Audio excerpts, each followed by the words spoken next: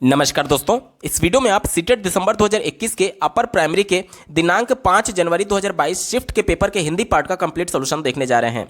CBSE board के द्वारा CTET दिसंबर 2021 में अपर प्राइमरी में कुल 22 शिफ्टों में पेपर का आयोजन किया गया था, जिसमें से 14वें शिफ्ट के हिंदी पेपर के कंप्लीट पेपर सॉल्यूशन को आप देख रहे हैं। अगर आप सभी शिफ्टों के कंप्लीट पेपर सॉल्यूशन के अलावा सीटेट में पूछे जाने वाले सभी सब्जेक्ट्स के कंप्लीट पेडागोजी को डिटेल में देखना चाहते हैं तो इस वीडियो के समाप्त होने के बाद से इस वीडियो का डिस्क्रिप्शन जरूर चेक करिएगा। और अगर आप चैनल पर पहली बार विजिट कर रहे हैं तो इसको सब्सक्राइब करते हुए बेल आइकन को जरूर प्रेस कर लीजिएगा सीटेट, यूपी टेट और सुपर टेट की बेहतरीन तरीके से तैयारी करने के संदर्भ में। चलिए दोस्तों, आज के इस महत्वपूर्ण वीडियो को शुरू करते हैं। प्रश्न संख्या 91 से 99 तक दिए गए पैराग्राफ पर आधारित पूछा गया था। पैराग्राफ के प्रश्नों को सॉल्व करने की सबसे अच्छी विधि है कि सबसे पहले आप एक बार प्रश्नों को देख लीजिए, उसके बाद जब आप पैराग्राफ पढ़ेंगे तो आपको पता होता है कि मुझे देखना क्या है या फिर खोजना क्या है, सर्च क्या करना है इस पैराग्राफ में, तो आपको तुरंत उत्तर क्लिक करेगा। साथ ही 2 से 3 प्रश्न ग्रामर बेस्ड क्वेश्चन पूछे जाते हैं, जिसको सॉल्व करने के लिए पैराग्राफ पढ़ने की आवश्यकता ही नहीं होती है, तो आपका समय भी बचेगा। ठीक है, चलिए जल्दी से प्रश्नों को देख लेते हैं। पहला प्रश्न पूछा गया है, महादेव जी स्वयं के परिचय में किस शब्द का प्रयोग नहीं करते थे। ठीक है, चलिए 92 नंबर का प्रश्न पूछा गया था,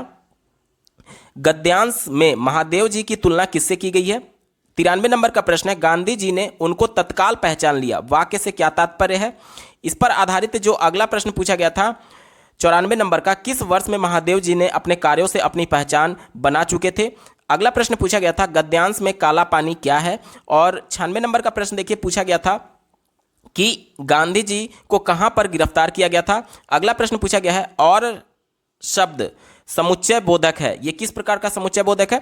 तो ये संयोजक, जैसे कि मैं बोलूं कि राहुल और श्याम घूमने गए, तो देखिए राहुल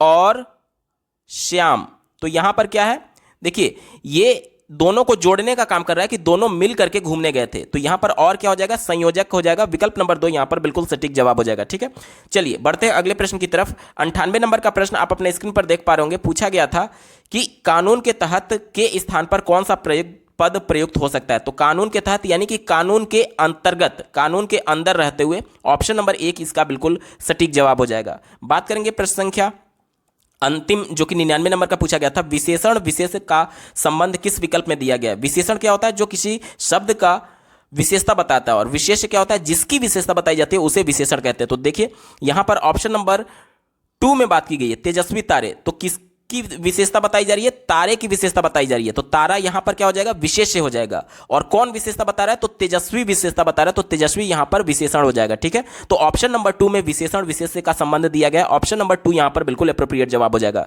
देखिए दोस्तों, टोटल 9 प्रश्नों में से बिना पैराग्राफ को पढ़े हमने 3 प्रश्नों को सॉल्व कर लिया, बाकी के 6 प्रश्नों को सॉल्व करने के लिए हमें पैराग्राफ पढ़ने की आवश्यकता होगी। तो यह सही तरीका है, क्योंकि आप समय रहते और कम समय में ही प्रश्नों का उत्तर दे सकते हैं। चलिए जल्दी से पैराग्राफ को पढ़ लेते हैं। क्या कहा जा रहा है कि आकाश के तारे में शुक्र का कोई जोड़ नहीं है। शुक्र चंद्र का साथी माना जाता है, उसकी आभा प्रभा का वर्णन करने में संसार के कवि थके नहीं। फिर भी नक्षत्र मंडल में कलगी रूपी इस तेजस्वी तारे को दुनिया या ठीक शाम के समय बड़े सवेरे घंटे 2 घंटे से अधिक देख नहीं पाती। इसी तरह भाई महादेव जी आधुनिक भारत की स्वतंत्रता के उषा काल में अपनी वैसी ही आभा से हमारे आकाश को जगमगाकर देश और दुनिया को मुग्ध करके शुक्र तारे की तरह ही अचानक अस्त हो गए। एक प्रश्न हमसे पूछा गया था कि महादेव जी की तुलना किससे की गई है, तो शुक्र तारे से उनकी तुलना की गई है। देखिए महादेव जी की बात हो रही है और शुक्र तारे की तरह ही अचानक अस्त हो गए, तो किससे तुलना की गई है, शुक्र तारे से। आगे पढ़ लीजिए,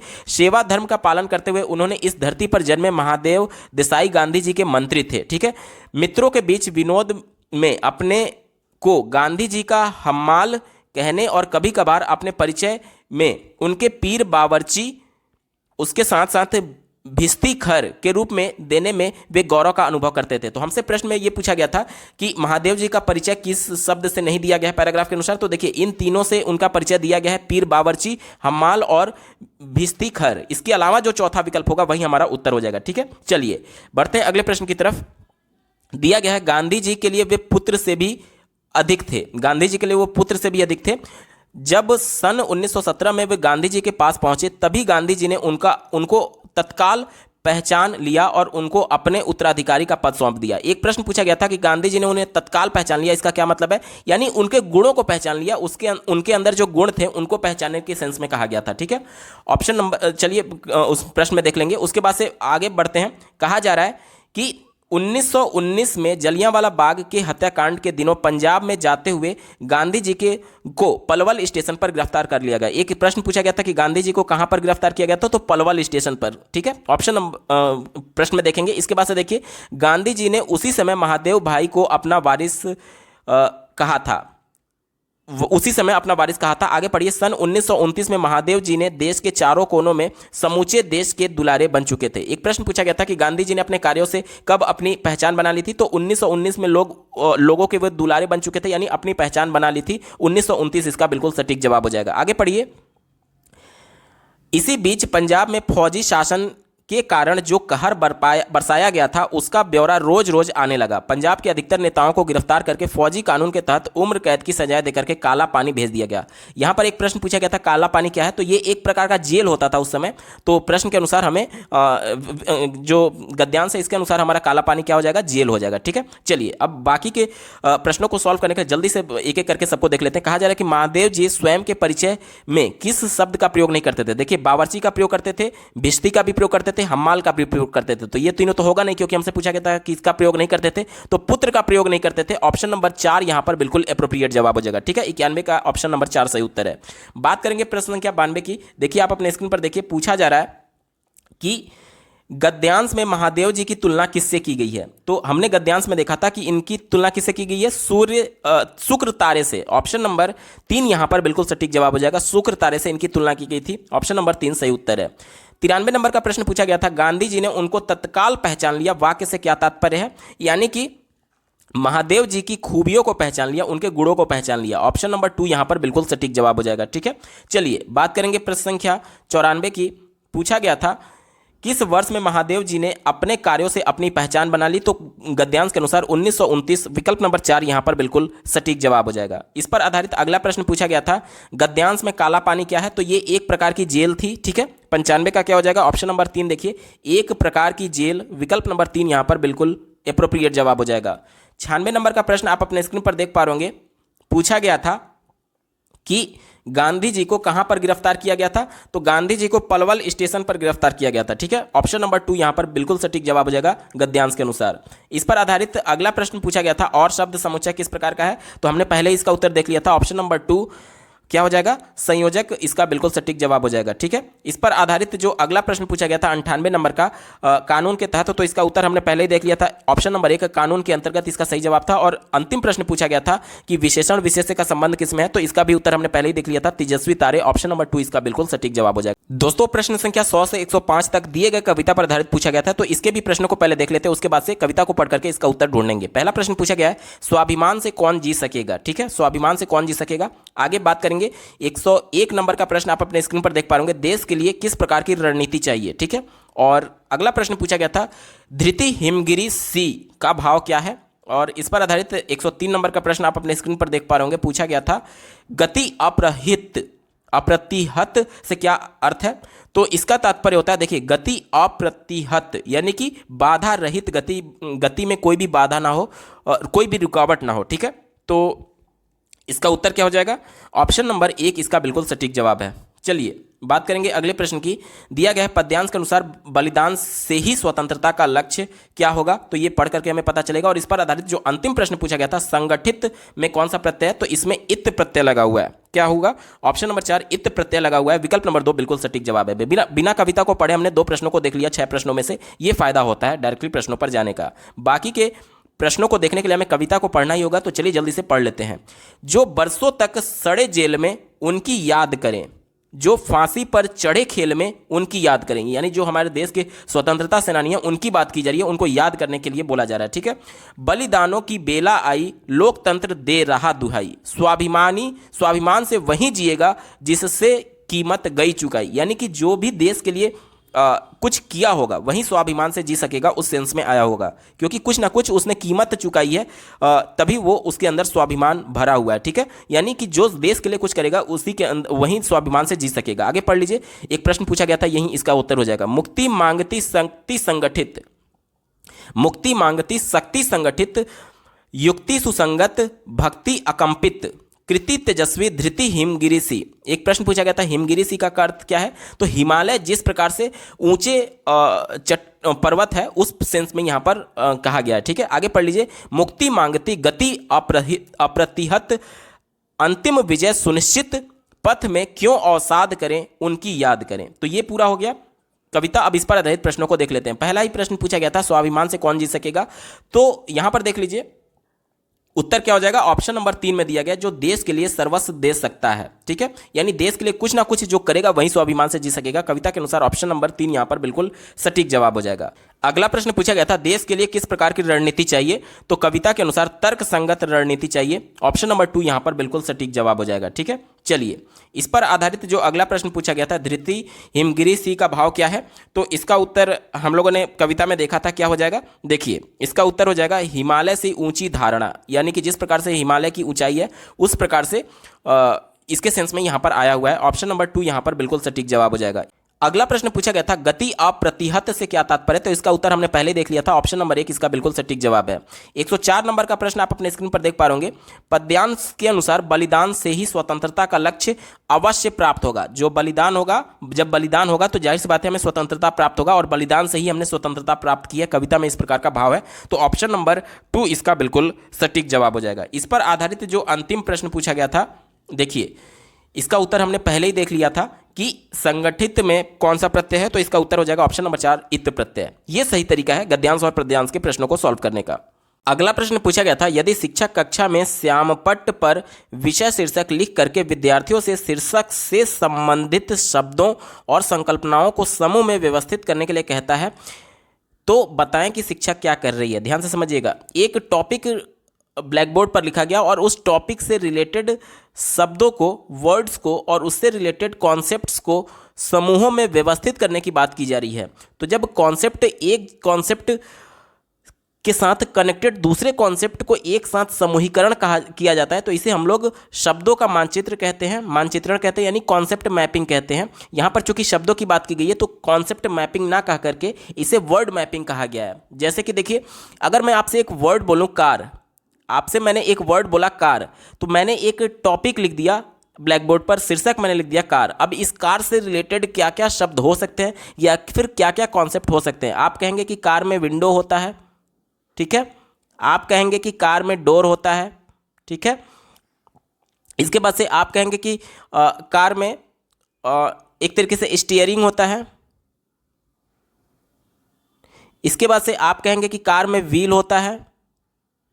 तो ये सब क्या है, ये सभी उससे संबंधित शब्द थे, कार से संबंधित शब्द थे, विंडो हो गया, डोर हो गया, स्टीयरिंग हो गया, व्हील हो गया, और ये सभी अलग अलग कॉन्सेप्ट हैं जिनको एक साथ समूहीकरण करके एक पूरा टॉपिक बनता है कार। इसी को बोला गया है शब्दों का मानचित्रण, यानी कि वर्ड मैपिंग। ऑप्शन नंबर 1 इसका बिल्कुल सटीक जवाब हो जाएगा।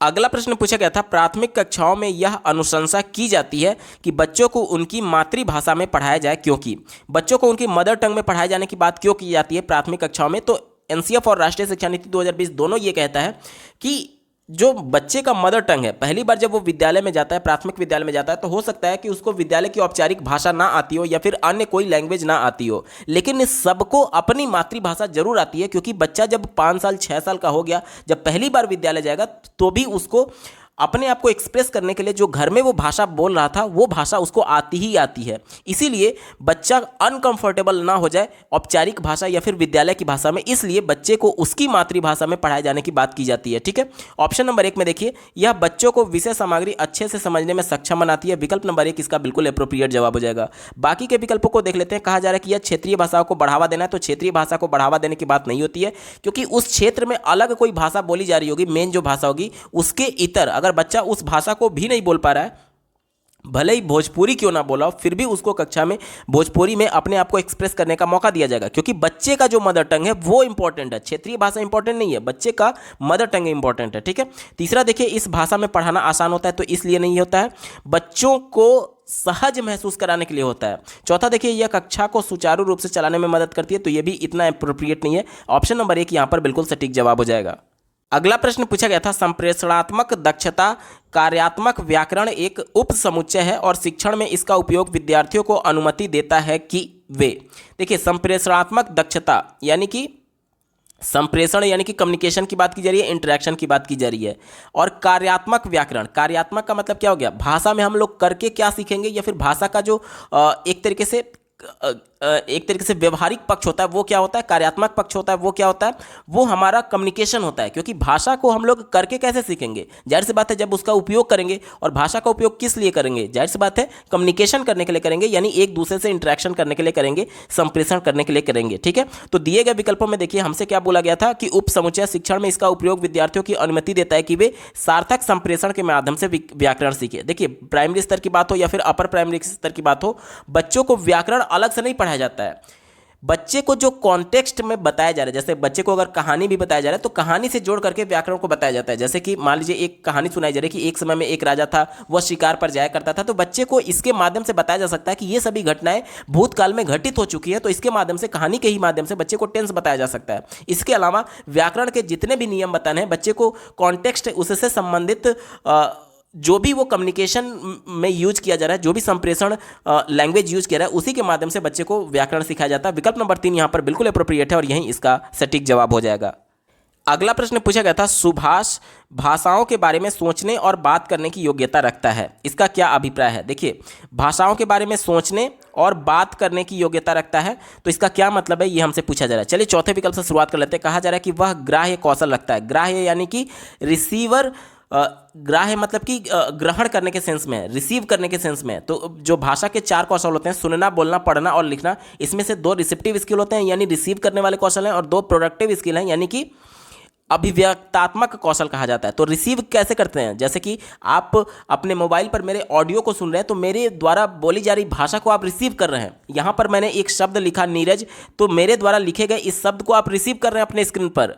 तो जब भी पढ़ने की बात आती है या फिर सुनने की बात आती है, तो वहाँ पर रिसेप्टिव स्किल होता है, ग्राह्य कौशल होता है। लेकिन प्रश्न में आपको ये भी देखिए, बात करने की योग्यता बोली गई है। बात करने की योग्यता, इसमें बालक बोलेगा भी, जबकि बोलना जो होता है वो रिसेप्टिव स्किल में के अंतर्गत नहीं आता है। इसलिए यहां पर रिसेप्टिव स्किल गलत हो जाएगा, हमारा उत्तर नहीं होगा, क्योंकि यहां पर बात करने की भी बात की गई है, यानी बच्चा बोलेगा भी। ठीक है, चलिए तीसरा दिया गया कि वह प्रतीकात्मक सचेतता रखता है। प्रतीकात्मक सचेतता का मतलब क्या हुआ, जैसे कि जो कुछ भी मैं यहां पर लिख रहा था, नीरज लिखा, तो ये अगर आप इसको पढ़ करके समझ पा रहे हैं तो जाहिर सी बात है यहाँ पर जो सिंबल्स मैं यूज कर रहा हूँ, सिंबल क्या होता है कि जैसे किसी भी लैंग्वेज की मैं बात करूँ, सबकी लिपि होती है। जैसे कि मैं देवनागरी लिपि में इस समय लिख रहा हूँ, तो देवनागरी लिपि में इसको न पढ़ेंगे, और इसके बाद से जो ई की मात्रा थी, बड़ी ई की मात्रा, इसको बड़ी ई की मात्रा इस प्रकार से पढ़ते हैं, फिर र और ये ज, तो ये क्या है, ये वर्णों का प्रतीक ही तो है, इसी को प्रतीकात्मक सचेतता कहा जा रहा है।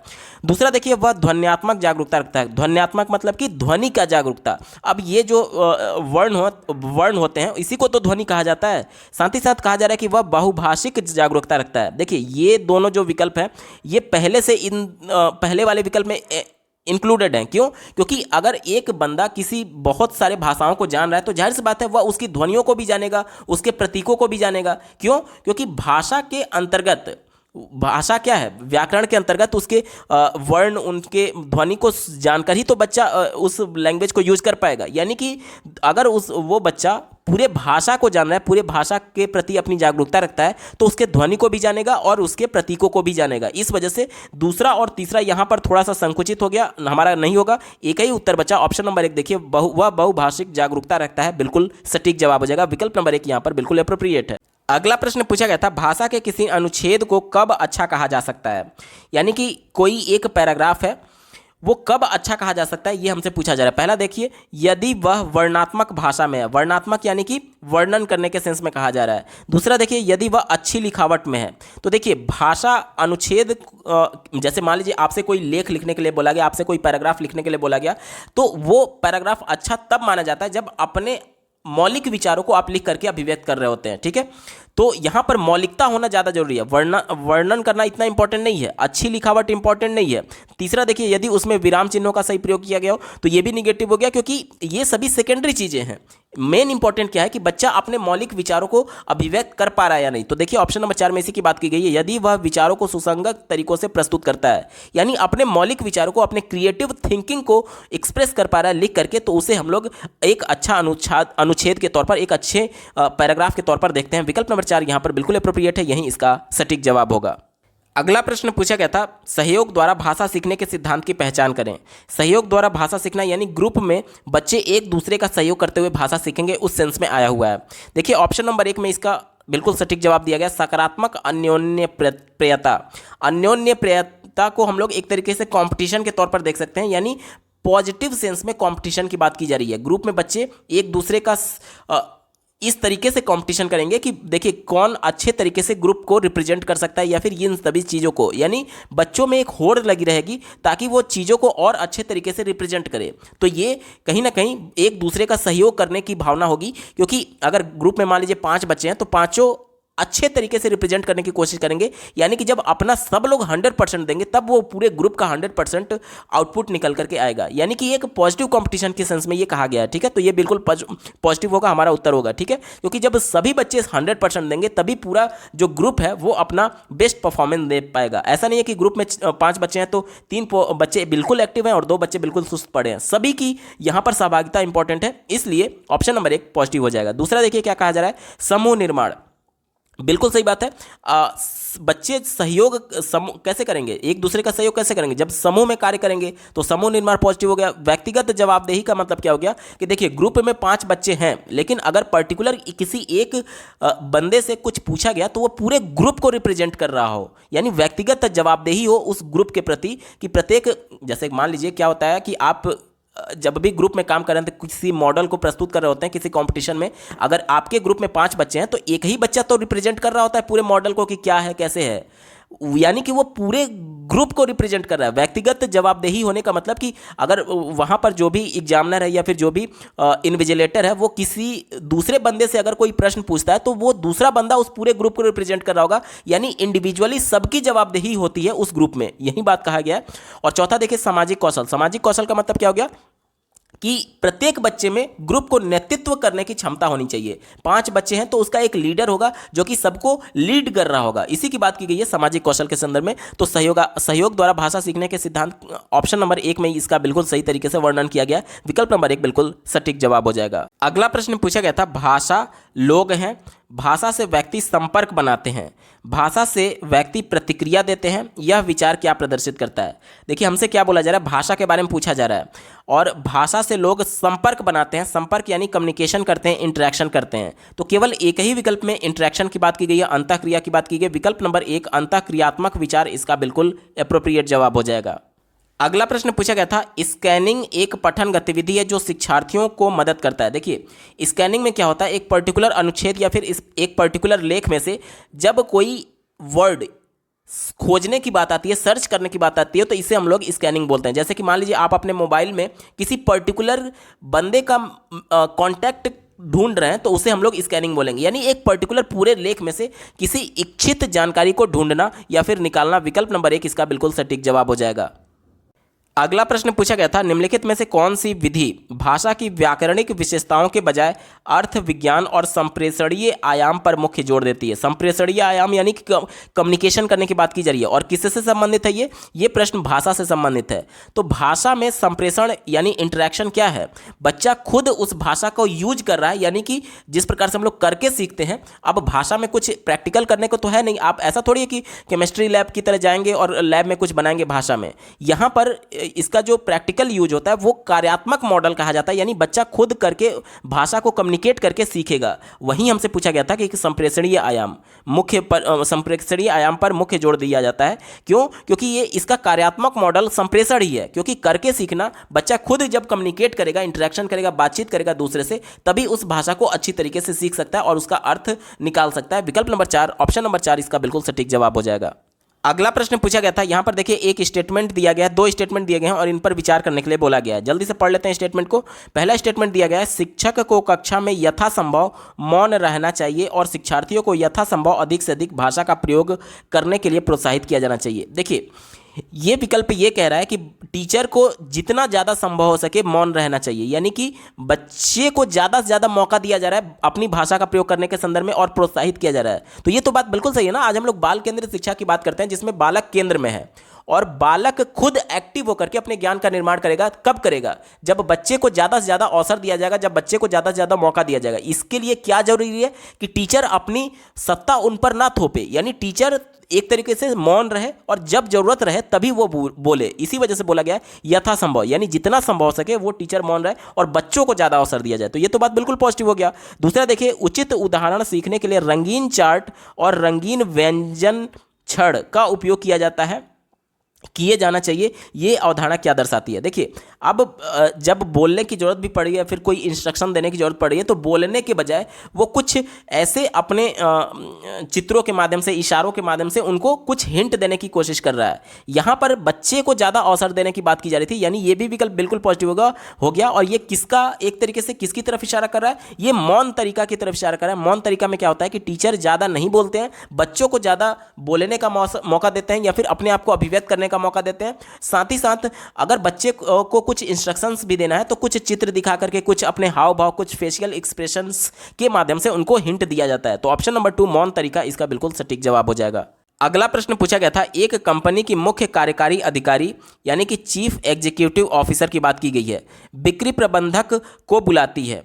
ठीक है, बिक्री प्रबंधक यानी कि सेल्स मैनेजर को बुलाती है और एक नियम पुस्तिका अपने विभाग में सबको पढ़ने के लिए कहती है, पढ़ाने के लिए कहती है। इस काम को किस रूप में जाना जा सकता है? देखिए, सबसे पहले क्या किया, चीफ एग्जीक्यूटिव ऑफिसर यानी सीईओ किसको बुलाया? यहां पर देख लीजिए, बिक्री प्रबंधक को, बिक्री प्रबंधक यानी कि सेल्स मैनेजर को बुलाया और बोला कि नियम पुस्तिका अपने विभाग में सबको पढ़ाने के लिए। अब सेल्स मैनेजर जो होगा अपने डिपार्टमेंट में सबको वो पुस्तिका दे देगा पढ़ने के लिए। यानी कि ये क्या हो रहा है, ये देखिए, ये लंबवत कम्युनिकेशन का प्रोसेस चल रहा है। पहले सीईओ ने सेल्स मैनेजर को बताया और सेल्स मैनेजर ने अपने डिपार्टमेंट में सभी इंप्लॉय को वो बताएगा, यानी कि लंबवत ऊपर से नीचे की तरफ चल रहा है। यानी कि देखिए, ऑप्शन नंबर 2 में बात की गई है लंबवत संप्रेषण, इसका बिल्कुल सटीक जवाब हो जाएगा। अगर ये बोला जाता कि एक एम्प्लॉय है और अपने डिपार्टमेंट में वो सभी एम्प्लॉय को इन्फॉर्मेशन देगा, तब ये देखिए, ये एम्प्लॉय भी उसी रैंक का है और बाकी के एम्प्लॉय भी उसी रैंक के हैं, तब ये जो कम्युनिकेशन होता है वो क्षैतिज होता। लेकिन यहाँ पर देखिए, रैंक वाइज देखेंगे, पोस्ट वाइज देखेंगे तो पहले ऊपर से कम्युनिकेशन चल रहा है। पहले सीईओ ने सेल्स मैनेजर को बताया, सेल्स मैनेजर ने अपने डिपार्टमेंट के सभी एम्प्लॉयज़ को बताया, तो ये लंबवत चलेगा। ठीक है, ऑप्शन नंबर 2 लंबवत संप्रेषण इसका बिल्कुल सटीक जवाब हो जाएगा। अगला प्रश्न पूछा गया था, सांस्कृतिक रूप से उत्तरदायी शिक्षक होने के नाते शिक्षक को अनिवार्यतः, यानी कि एक शिक्षक को क्या करना चाहिए, ये हमसे पूछा जा रहा है। चलिए पहले विकल्प से शुरुआत करते हैं। कहा जा रहा है कि विद्यार्थियों को संस्कृति को एक संसाधन के रूप में समझना चाहिए। तो ये बात बिल्कुल सही है। देखिए, बच्चे का जो परिवेश है, बच्चे का परिवेश कैसे बना है, वो जिस सांस्कृतिक पृष्ठभूमि में रह रहा है उसी से तो उसका परिवेश बना है। एनसीएफ 2005 बच्चों के परिवेश को एक संसाधन के तौर पर देखता है। क्यों देखता है? क्योंकि बच्चे अपने परिवेश में जो कुछ भी देख रहे हैं वो देख करके उससे अनुभव प्राप्त कर रहे होते हैं, और बच्चे का अनुभव क्या हो गया, पूर्व ज्ञान हो गया, और पूर्व ज्ञान को ही आधार बनाते हुए उसको आगे की शिक्षा दी जाती है। यानी बच्चा जो कुछ भी अपने परिवेश, अपने सांस्कृतिक पृष्ठभूमि में देख रहा है उससे जोड़ करके ही आगे की शिक्षा दी जानी चाहिए। जब जाहिर सी बात है, जब आप उसके परिवेश को महत्व देंगे तभी तो उससे जोड़ पाएंगे। यानी कि एक महत्वपूर्ण संसाधन समझना चाहिए। ऑप्शन नंबर 1 बिल्कुल पॉजिटिव है, हमारा उत्तर होगा। दूसरा देखिए, रचनात्मक सीखने के दृष्टिकोण के आधार पर सीखने के माहौल का समर्थन करना चाहिए। बिल्कुल सही बात है। रचनात्मक सीखने के दृष्टिकोण, यानी कि रचनात्मक का मतलब क्या हो गया, बच्चा अपने ज्ञान की रचना स्वयं करेगा, संरचनावाद की तरफ इशारा कर रहा है। एनसीएफ 2005 और राष्ट्रीय शिक्षा नीति 2020 दोनों रचनावाद को ही समर्थन देते हैं, इसलिए यह भी बात बिल्कुल पॉजिटिव हो गया, हमारा उत्तर होगा। यानी अ और ब दोनों सही हैं। दिए गए विकल्प में देखिए, ऑप्शन नंबर 3 में इसकी बात की गई है, विकल्प नंबर 3 इसका बिल्कुल सटीक जवाब हो जाएगा। अगला प्रश्न पूछा गया था, यदि शिक्षक को एक विद्यार्थी के उत्पाद या प्रक्रिया के प्रत्येक हिस्से का मूल्यांकन करना है तो किस प्रकार का उपकरण अधिक प्रभावशाली होगा? देखिए, यहाँ पर चेकलिस्ट और अनुसूची ये दोनों हमारा उत्तर नहीं होगा। चेकलिस्ट का मतलब क्या होता है कि पर्टिकुलर कोई एक विभिन्न पैमाने दिए गए रहते हैं और उसमें से हाँ और ना में या फिर सही और गलत में इस प्रकार से टिक लगाना होता है। ठीक है, तो इसमें क्या होगा, प्रत्येक प्रक्रिया के हिस्से का मूल्यांकन संभव नहीं है। ये एक तरीके से आउटपुट की केवल बात की जाती है इसमें, चेकलिस्ट में और अनुसूची में, तो ये हमारा उत्तर नहीं होगा। बचेगा रूब्रिक्स। देखिए, यहाँ पर 2 प्रकार के रूब्रिक्स दिए गए हैं, पहला समग्रता के साथ और दूसरा विश्लेषणात्मक के साथ। रूब्रिक्स क्या होता है इसको पहले समझ लेते हैं। देखिए, देखिए रूब्रिक्स भी एक तरीके से आप चेकलिस्ट ही समझ सकते हैं, लेकिन विभिन्न प्रकार के जो हमारे मानदंड होते हैं, जैसे कि मान लीजिए बच्चे ग्रुप में काम कर रहे हैं, तो ग्रुप में बच्चा काम करते हुए दूसरे बच्चे का सहयोग कर रहा है या अथवा नहीं, तो इसका एक मानदंड हो गया। इसके लिए मान लीजिए 5 नंबर निर्धारित किए गए हैं, तो 5 में से कितना बच्चे को दिया जा सकता है उसके सेंस में मूल्यांकन करके दिया जाएगा। उसके बाद से दूसरा मानदंड हो गया कि ग्रुप में काम करते हुए पूरे ग्रुप को बच्चा किस प्रकार से रिप्रेजेंट कर पा रहा है। इसके लिए मान लीजिए मैक्सिमम 5 अंक हो गया, तो 5 अंक में वो किस प्रकार से परफॉर्म कर रहा है उसको अंक दिया जाएगा। इसके बाद से देखिए कि ग्रुप में रहते हुए क्या वो क्या वो दूसरे सदस्यों को मौका दे रहा है अपने आप को एक्सप्रेस करने का, या फिर अपने आप को डोमिनेंट बना रहा है पूरे ग्रुप में, यानी कि सहयोगात्मक भावना है या नहीं, उस सेंस में कहा गया है। तो इसके लिए भी 5 मतलब एक तरीके से अलग अलग मानदंड बनाए गए हैं और प्रत्येक के लिए नंबर सेट होते हैं और उस नंबर में बच्चे का मूल्यांकन करके कितना अंक दिया जाएगा, यानी स्टेप बाय स्टेप यहाँ पर बच्चे का मूल्यांकन किया जाता है। और यही हमसे प्रश्न में पूछा गया था, प्रक्रिया के प्रत्येक हिस्से का मूल्यांकन करना है। ठीक है, तो रूब्रिक्स वाला तो कंफर्म सही होगा। अब 2 प्रकार के रूब्रिक्स दिए गए हैं, इसमें से कौन सा होगा इसके बारे में एक बार जान लेते हैं। देखिए दूसरा दिया गया समग्रता के साथ रूब्रिक्स। समग्र यानी कि टोटल के सेंस में, होल के सेंस में कहा जा रहा है। जैसे मान लीजिए बच्चा किसी प्रक्रिया में काम कर रहा है, तो उस पूरी प्रक्रिया के दौरान उसका परफॉर्मेंस कैसा था उसकी बात कर रहा है, तो ये हमारा उत्तर नहीं होगा। क्यों नहीं होगा? क्योंकि हमसे प्रत्येक हिस्से में पूछा गया है, प्रक्रिया के प्रत्येक हिस्से में। तो प्रक्रिया के प्रत्येक हिस्से में विश्लेषणात्मक रूब्रिक्स इसका बिल्कुल सटीक जवाब हो जाएगा। यानी कि अगर ओवरऑल पूछा रहता तब तो समग्रता के साथ रूब्रिक्स सही होता, लेकिन ओवरऑल ना पूछ करके प्रत्येक स्टेप पर पूछा गया बच्चे के मूल्यांकन के संदर्भ में, इसलिए यहां पर एनालिसिस रूब्रिक्स बिल्कुल सटीक जवाब हो जाएगा, विश्लेषणात्मक रूब्रिक्स। ऑप्शन नंबर 3 यहां पर बिल्कुल सटीक जवाब है, बाकी पहला और तीसरा तो पहले ही गलत हो गया था। ठीक है, विकल्प नंबर 3 यहां पर बिल्कुल सटीक जवाब होगा। अगला प्रश्न पूछा गया था, यदि किसी को अपने द्वारा सोचने की प्रक्रिया और अपने विचार प्रक्रियाओं पर निगाह रखने की क्षमता है तो इसे क्या नाम दिया जाता है? देखिए जब भी बच्चा अपने खुद के सोचने, अपने खुद के चिंतन पर विचार कर रहा होता है, तो उसे हम लोग मेटाकॉग्निशन बोलते हैं, यानी परासंज्ञान बोलते हैं। ठीक है, तो ऑप्शन नंबर 3 परासंज्ञानात्मक इसका बिल्कुल सटीक जवाब हो जाएगा। अगला प्रश्न पूछा गया था, कक्षा 8 में शिक्षिका शिक्षार्थियों की यूनिट परीक्षा के लिए समाचार पत्र में से एक अनुच्छेद लेकर के इसमें से प्रत्येक 5वां शब्द हटाकर शिक्षार्थियों से खाली स्थान भरने के लिए कहती है। यह किस प्रश्न विज्ञान के अंतर्गत आता है? ध्यान से समझिएगा, ये हमसे पूछा जा रहा है कि ये किस प्रकार के क्वेश्चन का, किस प्रकार के प्रश्न का प्रकार है। एक अनुच्छेद, एक पैराग्राफ टीचर के द्वारा लाया गया, कहां से? समाचार पत्र से, और उस अनुच्छेद के प्रत्येक 5th जो वर्ड होगा, 5वां जो शब्द होगा, उसको हटा दिया गया है और बच्चों से बोला गया रिक्त स्थान को भरने के संदर्भ में। अगर आपने कभी IBPS का एग्जाम दिया होगा तो उसमें भी इस प्रकार के टेस्ट आते थे जिसमें एक पूरा पैराग्राफ मेंशन होता था और उस बीच बीच में से कुछ वर्ड्स गायब होते थे और उस वर्ड्स को एप्रोप्रिएट वर्ड्स से हमें चुन करके भरना होता था। तो ये क्या होता था? ये क्लोज टेस्ट होता था, क्लोज प्रश्न इसका बिल्कुल सटीक जवाब हो जाएगा। विकल्प नंबर 2 यहां पर बिल्कुल सही उत्तर है। दोस्तों ये पेपर पूरा सॉल्व हो चुका है। आपको ये वीडियो कैसा लगा कमेंट के माध्यम से जरूर बताइएगा, क्योंकि आपका एक कमेंट मुझे मोटिवेट करेगा ऐसे महत्वपूर्ण वीडियो लाने के संदर्भ में। अगर आप सीटेट अपर प्राइमरी और प्राइमरी के सभी शिफ्टों के कंप्लीट पेपर्स के साथ साथ सीटेट अपर प्राइमरी और प्राइमरी में पूछे जाने वाले सभी सब्जेक्ट्स के कंप्लीट पेडागोजी को डिटेल में पढ़ना चाहते हैं, तो इस वीडियो के समाप्त होने के बाद से इस वीडियो का डिस्क्रिप्शन जरूर चेक करिएगा। और अगर आप चैनल पर पहली बार विजिट कर रहे हैं तो इसको सब्सक्राइब करते हुए बेल आइकन को जरूर प्रेस कर लीजिएगा, सीटेट, यूपीटेट और सुपरटेट की बेहतरीन तरीके से तैयारी करने के संदर्भ में। इस वीडियो को देखने के लिए आपका बहुत बहुत धन्यवाद। भगवान करे आपका दिन शुभ हो।